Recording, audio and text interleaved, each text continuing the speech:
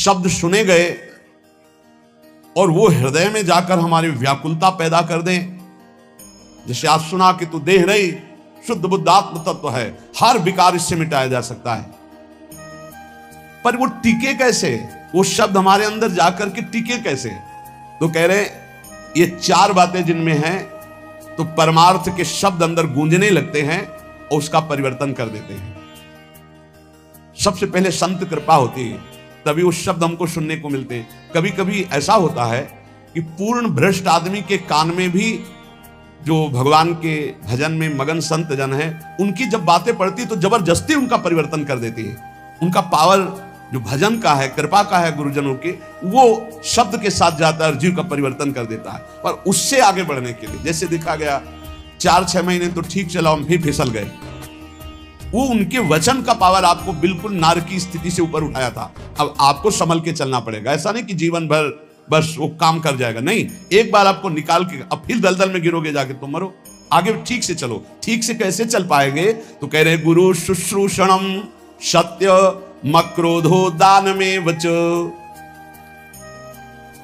शिष्टाचार की यहां व्याख्या नहीं कर रहे गुरु शुश्रूषण, यहां कह रहे गुरुदेव को समर्पित होकर उनकी सेवा के द्वारा जो हमारे अंदर गंभीरता आती है, सहनशीलता आती है, भागवतिक सद्गुण आते हैं, वही हमको इस मलिन माया के आकर्षण से बचाते हैं। जब हम गुरु सेवा में, तो फिर ये प्रश्न आ जाता है कि क्या सबको कहां इतना टाइम है और गुरु को इतना टाइम कहां कि सबकी सेवा ले? तो गुरु सेवा आज्ञा होती है, आज्ञा। ये जो सत्संग हो रहा है, ये जो एकांतिक हो रहा है, ये जो आपको उपदेश मिल रहे हैं, इनका पालन करना ही गुरु सेवा है। हाँ, प्रगट में अवसर मिल जाए किसी को कि कोई संत हैं, बीमार हैं, या वस्त्र धो देना है, औषधि दे देना है, भोजन दे देना है, ये बाह्य शरीर की सेवा है। आंतरिक गुरु सेवा है उनकी आज्ञा का, और ये सब कोई कर सकता है, आज्ञा पालन। कह रहे गुरु शुश्रूषणम, गुरु सेवा। इसीलिए शुद्ध ज्ञान प्रकाशित नहीं हो पाता, क्योंकि आज स्वयं सब गुरु बन जाते हैं। गुरु के अधीनता, गुरु सेवा, ये बहुत बहुत दुर्लभ बात है। धन्य है वो जो अपने गुरुजनों की आज्ञा में चलते हैं। नहीं, यहां सब प्रारंभ से ही मान के भोक्ता बन जाते हैं, प्रारंभ से ही गुरुगिरी हृदय में आ जाती कि मैं वो बिगड़ गया। जब जीवन भर गुरुदेव की आज्ञा में रहा जाता है, तो उसके हृदय में गुरु तत्व स्वयं प्रकाशित हो जाता है। जब गुरु तत्व प्रकाशित हो जाता है, तो जानत तुम्हें हो जाए, उसमें फिर ब्रह्मविद ब्रह्मविद भवति, उसमें कोई फिर फर्क नहीं पड़ेगा। पहले महापुरुषों की सेवा में जीवन समर्पित किया जाता है। वेद का सार भाव है सत्य, और वो सत्य जागृत होता है गुरु सेवा परायण में। शास्त्र ज्ञान आपको हो जाएगा, मानते हैं आप प्रवचन कर सकते हो, लेकिन ब्रह्म बोध नहीं होगा। इसलिए वेद स्पष्ट कहता है, नायम आत्मा प्रवचने न लभ्या न मेधया न बहुना श्रुतेल। ना प्रवचन करने वाले को आत्मबोध होता है, न बहुत सुनने वाले को आत्मबोध होता है, ना बहुत बुद्धिमान को होता है। बोले किसको होता है? बोले आत्मा जिसको वर्ण कर लेती है। आत्मा क्या? गुरुदेव। आत्मा हरिवंश, आचार्य गुरुदेव जिसको कृपा करके वर्ण कर लेते हैं, उसे ब्रह्मबोध हो जाता है। कृपा करके वर्ण, जो उनकी आज्ञा पे चलता है। भगवान श्री राम जी ने कहा कि वही मेरा सेवक है जो मेरे अनुशासन में रहे, मेरी आज्ञा पे रहे, आज्ञा का पालन करे, वही मेरा सेवक है। सेवक वही जो आज्ञा पालन करे, जो गुरु सेवा। और फिर कह रहे हैं सत्य। सत्य भगवान का नाम है, जो भगवान नाम जप करते हैं, जो सद आचरण करते हैं। शास्त्र विरुद्ध आचरण असद आचरण है, और शास्त्र के अनुकूल आचरण सद आचरण है। सद आचरण, सद भाषण, सद चिंतन, उसे सत्य कहते हैं। जिसका वचन, कर्म और मन संकल्प विकल्प आदि सत्य के अंतर्गत करे, वही सत्य है। और मक्रोधो, जब आपका साधन बनेगा तो आपको गुस्सा आने लगेगी। ये अनुभव की बात कह रहा हूं। जब ठीक साधन बनेगा तो बिल्कुल चिड़चिड़ाहट स्वभाव में आने लगेगी, असहनशीलता। बस इसी को समन कर जाना है सहनशीलता के द्वारा। थोड़ी सी भी बात सहन नहीं होती, वो एकदम क्रोध करने लगता है, क्योंकि उसके अंदर ऊर्जा शक्ति का संचार होता है, पावर बढ़ता है भजन से। और पावर बढ़ता है तो फिर नम्रता के द्वारा, सहनशीलता के द्वारा, तितिक्षा के द्वारा, क्षमा के द्वारा इस पावर को बचाया जाता है, पचाया जाता है। नहीं तो बहुत जल्दी छीन हो जाता है। आप देख लेना, सही भजन चल रहा है, ठीक आचरण है आपके, तो पहला दोष पैदा होगा ये असहनशीलता।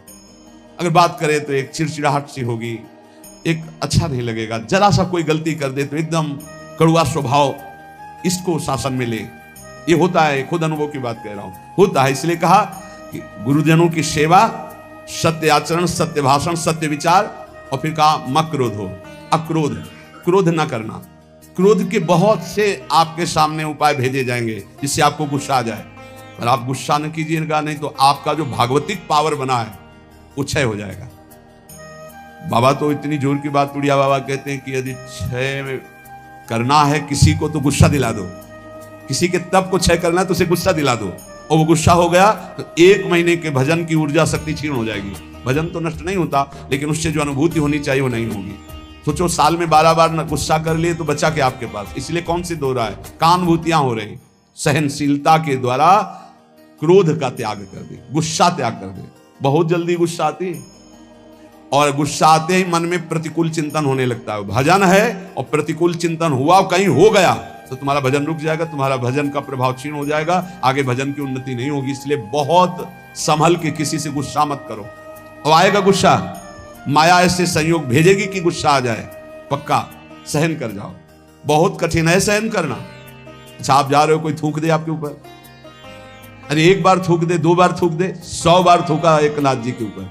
वो गंगा स्नान करके, गोदावरी जी का या गोमती जो भी वहां हो, महाराष्ट्र में कौन है, गोदावरी गंगा, तो वहां स्नान करके और बार बार ऊपर से गली में थूक देता। 100 बार थूका, नीचे उतर कर आया, साष्टांग दंडवत हुआ, गलती हुई, 100 बार थूका। बोले भैया तेरे जैसा कृपालु कौन होगा, 1 दिन में 100 बार स्नान करवा दिया, वैसे 1 दिन में 1 बार होता, लेकिन 100 बार तेरी कृपा से हो। बिल्कुल गुस्सा नहीं आया। कुछ लोगों ने तो पैसा दे के एक आदमी को लगाया, एक पंडित जी थे, उनसे कहा कि अगर आप एकनाथ जी को गुस्सा दिला दें तो इतनी आपको मुद्रा दे देंगे। घर गए तो अतिथि आए, उन्होंने सम्मान किया।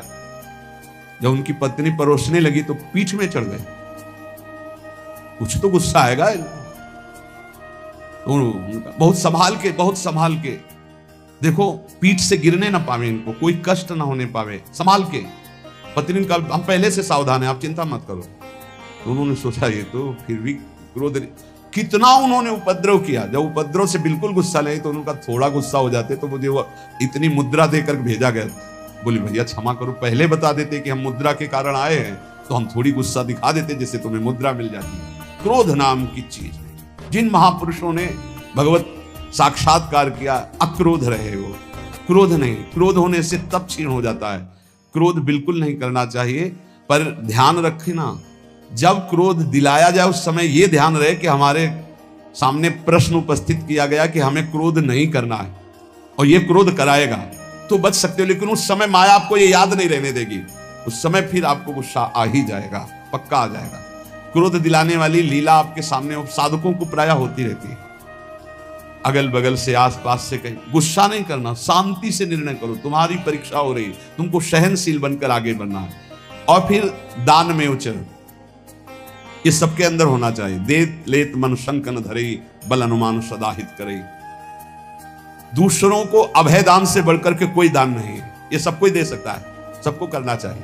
किसी भी जीव को मन से, वचन से, कर्म से हमारे द्वारा दुख ना पहुंचे, ये सबसे बड़ा दान है, अभय दान इसे कहते हैं। और इस अभय दान को पूर्ण निर्भयता में बदलने के लिए नाम दान है, इससे बढ़कर और कोई दान नहीं। नाम दान, किसी को भी नाम सुनाना। राधा राधा जब हम जोर जोर से बोलते जय जय श्री राधे श्याम, तो सबके कानों में नाम पड़ता है, और उस नाम का हमें पुण्य मिलता है, हमारा भजन आगे बढ़ता है। इसलिए जोर जोर से नाम कीर्तन हो रहा है, जहां से आप गुजर रहे हो वहां। और जब कभी कहीं भी बैठे हो, बातचीत हो, तो बीच बीच में अभ्यास बना लो, राधा, अच्छा राधा राधा राधा राधा, अच्छा ऐसे बात करना सीखो। है ऐसे अपने मुरारी भाई हैं, वो जब बात करें राधा राधा राधा राधा, हमें बहुत अच्छा लगता है शुरू से। ये नहीं कि आज से, शुरू से जब कोई बात विनोद की हुई या कोई भी बात हुई या कोई आश्चर्यमय बात, राधा राधा राधा, ये बहुत अच्छा स्वभाव है। हमें लगता है सबको बनाना चाहिए, सत्संग में नहीं, बीच में। हाँ, अब समय शुरू हो गए राधा बीच में, तो ऐसे नहीं, वो जब बात परस्पर हो रही हो तब उस समय राधा राधा, बहुत मंगल। हम उपासक से बात अगर कभी करते हैं तो यही देखते हैं इसने कितनी बार नाम जपा, कितनी बार नाम लिया। प्रारंभ में नाम बोला, एक बार तो नाम आना चाहिए। हनुमान जी विभीषण जी को सौभाग्य क्यों प्रदान कर रहे हैं? अंदर से आवाज आई, राम राम राम नाम तेहि सुमिरन कीन्हा, हृदय हरसि कपि सज्जन चीन्हा, यही सन हठ करी हो पहचानी, साधु ते होय न कारज हानि। ये साधु है। अभ्यास बनाओ नाम उच्चारण, बात शुरू करने के पहले नाम उच्चारण, बहुत मंगलमयी बात है। दूसरों को नाम सुना दिया, इससे बड़ा कोई दान नहीं। ये 4 बातें जिसके जीवन में है वो अपने भजन को बढ़ाएगा, भजन को बचाएगा और भजन को पचा लेगा। गुरु आज्ञा में रहना, सत्य क्रिया, सत्य विचार, सत्य भाषण और क्रोध ना करना, और दूसरों को अभय दान देना, भगवान नाम सुनाना। ये 4 बातें बहुत जोर की, जिसमें जीव का परम कल्याण हो जाता है। वेद का सार है सत्य, सत्य का सार है जितेंद्रियता, और जितेंद्रियता का सार है त्याग, वैराग्य, उपरति। त्याग, भोगों की इच्छा पर भोगूंगा नहीं क्योंकि भगवत प्राप्ति करनी है। वैराग्य, भोगने की इच्छा ही नहीं रही। उपरति, भोग ही है, ऐसी वृत्ति ही खत्म हो गई। यह है संपूर्ण वेदों का सार। जो न्याय युक्त कार्य हो, जिसको महापुरुषों ने किया है, जिसका विधान किया, वही कार्य किया जाए, मनमानी कोई कार्य ना किया जाए। यदि मनमानी कार्य किया गया तो उससे लाभ नहीं होगा। आजकल बहुत मनमानी हो रही है, बहुत मनमानी। कोई किसी का ना तो निगमागम शासन स्वीकार किया जा रहा है, वेद का शासन, और ना वेदज्ञ महापुरुषों का शासन स्वीकार किया जा रहा है। सब मनमानी करने में स्वतंत्र है। गुरु बस इस बात का कि तुम मंत्र हमें दो, हम 50 को और देते हैं, बस इस बात के लिए गुरु मंत्र दिया, उसका साक्षात्कार किया, इसके लिए नहीं। इसके लिए तो गुरु की अधीनता स्वीकार करनी पड़ेगी। कह रहे कि यत् करोत्य शुभम कर्म शुभम वा यदि सत्यम, अवश्यम तत्समाप्नोति पुरुषो नात्र संशयः। होश में तुम जो कर्म करोगे, शुभ या अशुभ, तुम्हें भोगना पड़ेगा, कोई मिटा दे ऐसा समर्थ नहीं है। देख लो भाई, कोई मिटा दे ऐसा समर्थ नहीं। वो केवल वही मिटा सकते हैं जिन्होंने पूरी सृष्टि की रचना की, श्री भगवान। दूसरे की सामर्थ्य नहीं, इसलिए हमें विश्वास नहीं है। ये इसलिए बता रहे, करे यत् करोत्य शुभम कर्म शुभम वा यदि सत्तमम, अवश्यम तत्समाप्नोति पुरुषो नात्र संशया। अवश्य भोगना पड़ेगा जो कर्म किए। इसीलिए हम कह रहे हैं, किसी पर ये मत सोचो कि तुम्हारे कर्म को कोई नष्ट कर देगा। कोई नहीं, कोई नहीं। भगवान के पिता दशरथ जी का ये कर्म श्रवण कुमार का धोखे में बद हो जाना क्या नहीं मिटा सकते थे? उनके पिता ने शाप दिया, जैसे मैं पुत्र वियोग से मर रहा हूं, ऐसे तू तड़प करके मरेगा। वैसा ही पूज्य महाराज दशरथ जी हा राम कह करके प्राण त्यागे। इसलिए बहुत होश में अगर गलत कर्म करोगे तो उसको भोगना पड़ेगा।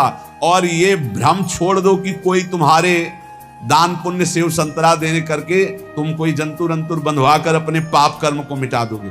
मुझे समझ में नहीं आता, क्योंकि हमारा शास्त्र ऐसा नहीं कहता। बड़े बड़े महापुरुषों को भोगना पड़ा है, और उनकी तो बात क्या, जो ईश्वर कोटि के है, साधारण को ऐसे मिटा सकते हैं। यत् करोत्य शुभम कर्म शुभम वा यदि सत्तमो। भाई ध्यान करो, कोई भूल करके पाप मत करो, नहीं तो उसे भोगना पड़ेगा। अवश्य अवश्य भोगना पड़ेगा। कोई नहीं मिटा सकता, संसार में कोई नहीं मिटा सकता। इसलिए सताम धर्मेण वर्तेत क्रियाम शिष्टवदाचरेत, असंक्लेशेन लोकस्य वृत्तिम लिप्सेत वै द्विज। जो सत्पुरुषों ने आचरण किए हैं, जो सत्पुरुषों ने आचरण का विधान किया है, उसके अनुसार जो आचरण करता है वो धर्म है, और धर्म करने वाला कभी दुखी नहीं होता। तो आप कहोगे धर्मराज युधिष्ठिर को 12 वर्ष का वनवास, 1 वर्ष का ज्ञातवास मिला, धर्म करना क्या? वो तो धर्मराज हैं। तो जुआ खेलना अधर्म है, उपहास करना किसी का अधर्म है, किसी को नीचा दिखाना अधर्म है, अधर्मियों की सभा में बैठना अधर्म है। कई तरह की बातों का अधर्म होता है। जान रहे हैं कि महाराज धृतराष्ट्र इस समय अधर्म से युक्त हैं, तो उनकी आज्ञा का पालन नहीं करना चाहिए। जान रहे हैं कि छल कपट अधर्मी शकुनी है, पासा वो चल रहा है, जीत उनकी हो रही, खुला अधर्म, खुला अधर्म का खेल हो रहा है, कैसे स्वीकार कर लिया? और द्वित कीड़ा अधर्म है। मदिरा पीना, व्यभिचार करना, मांस खाना, द्यूत कीड़ा करना, ये सब एक लाइन में रखा गया है। इसीलिए महाराज को 12 वर्ष का वनवास, 1 वर्ष का अज्ञातवास भोगना पड़ा। सत्पुरुषों द्वारा पालित धर्म के अनुसार बर्ताव करे।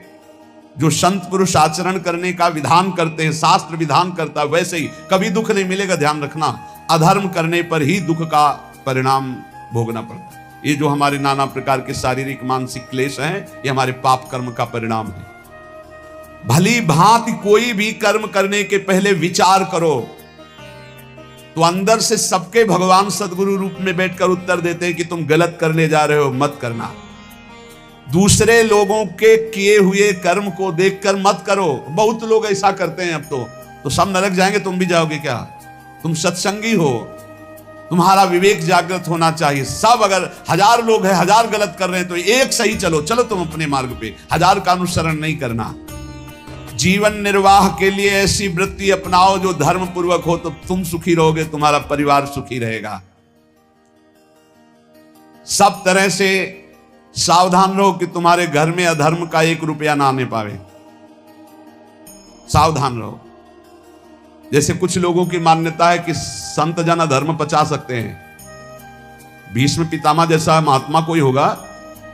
12 वैष्णवाचार्यों में है भीष्म जी, और अखंड बाल ब्रह्मचारी, और अखंड चिंतन करने वाले भगवान का। और दुर्योधन का अन्न खाया, उन्होंने स्वीकार किया, बताया द्रौपदी को कि उस समय मेरी बुद्धि निर्णय करने में असमर्थ थी, क्योंकि मैं दुर्योधन का अन्न खाया था। अगर अधर्म का रुपया चला जाए तो महात्मा की भी बुद्धि को कमजोर कर दे, भ्रष्ट कर दे, फिर गृहस्थों की बात क्या। अधर्म के धन से बचना चाहिए। अधर्म का अन्न जो है वो बहुत हानिकारक है। इसलिए गृहस्थी में ये लोग सोचते हैं रुपया आना चाहिए, चाहे जैसे आवे। फिर जो रुपया आया 1 लाख, और फिर घर में जो 10 लाख निकालने का वो बनाएगा हिसाब किताब। अमुक को ये रोग हो गया, अमुक जब ये नष्ट हो गया, अमुक ये हानि हो गई। इसलिए हमारा शास्त्र कहता है सर्वोपायस्तु लोभस्य, सब उपाय करो कि लोभ से कोई अधर्म का धन ना आ जाए तुम्हारे घर में। सावधान रहना। कितने पवित्र होते हैं पुराने लोगों के विचार। हमने देखा है, एक बार 100 रुपया का अन्न बिका और 110 रुपया आ गए। अब सोचो 100 रुपया का अन्न और 10 रुपये आ गए तो काफी लाभ की बात है। लेकिन जब वहां गिना गया घर में और 110 आया, तो जो घर के मालिक थे उन्होंने कहा बिल्कुल इसी क्षण जाओ और ये पूरा रुपया उनको दिखाओ। इसमें 10 का एक नोट ज्यादा था, ये 100 देखो है, आपने रुपए दिए, हमारा 100 का अन्न बिका, 10 वापस करके आओ। 10 वापस करके जब आए तब धर्मात्मा पुरुष के घर में ही भगवत भजन सुख शांति किस तरह की, भले अर्थ की अव्यवस्था हो लेकिन धर्म की व्यवस्था एक अद्भुत शांति, एक अद्भुत सुख प्रदान करती। नमक रोटी खाओगे चैन से सोओगे। अगर अधर्म का भाव होता तो बोले हम तो बेचा है भाई, 110 आ गए, वो तो चलो 10 ज्यादा ही आ गए, वो निकलेगा कहीं ना कहीं से, किसी को परेशान करेगा। इसलिए कहा तुरंत हटाओ इसको। ये बात सत्संग में बैठा लीजिए। गृहस्थी में जो आप जन है या जो भगवत मार्ग में भी है, अधर्म का धन किसी को भी चैन शांति नहीं लेने देगा। तत्कालिक लगेगा इतना आ गया यार, सब ठीक है, सब ठीक नहीं, अब आतंक मचाएगा, वो अब दुख देगा। इसलिए उपाय करना चाहिए अपनी इंद्रियों को पावन करने वाले तप का उपाय करना चाहिए। किसी भी तरह से हमारे घर में अधर्म का धन ना आवे, इसका उपाय करना चाहिए। भवसागर समुद्र से इससे पार होने का, भगवत प्राप्ति का, क्रूरता का जो अभाव, परम धर्म का आचरण, उत्तम व्रत महापुरुषों द्वारा आचरित और सर्वोत्तम ज्ञान, इस समस्त पापों का नाश कर देता। सर्वोत्तम ज्ञान